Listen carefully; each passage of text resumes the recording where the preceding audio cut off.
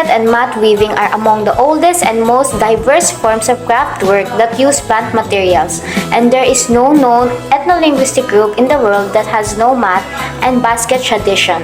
Although considered universal, environmental and cultural landscapes determine the materials, techniques, and forms of baskets, and in some cases, if the raw materials substantially used by weavers are not locally available, these are acquired from neighboring communities.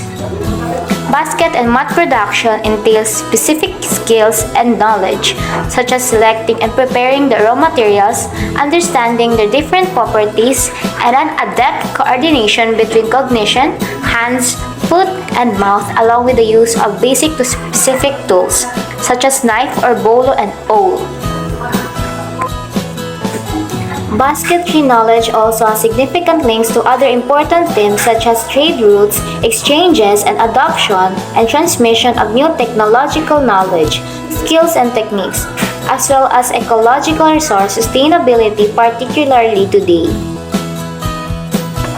This exhibition aims to acknowledge and honor local basket and mat weavers in the different regions of the country, to highlight the significance of mats and baskets as part of both tangible and intangible Filipino cultural heritage. On display are selected objects from the National Ethnographic Collection acquired from the different basket and mat weaving communities in Luzon, Visayas, and Mindanao from the early to the middle part of the 20th century. This exhibition explores how the different Philippine ethno-linguistic groups connect and bear similarities through basketry to create and sustain heritage and emblems. From the overlying strips of plant materials woven into mats and baskets, towards the consequential symbolic and interconnectedness of the groups that produce and use them, and their constantly changing cultural meaning, this exhibition presents how practices of basket and mat weaving help create and set tangible representations of our culture and heritage. Ancient and traditional scripts of the Philippines. The continuing tradition of syllabic writing among the indigenous communities in Mindoro and Palawan, particularly the Hanunoo Mangyan, Buhid Mangyan, Tagbanawa, and Palawan peoples through the ethnographic collection of the National Museum is also shown here.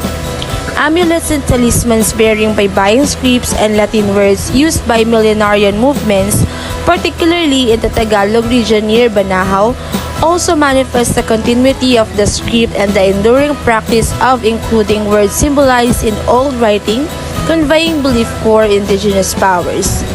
Archaeological evidences of early Philippine scripts.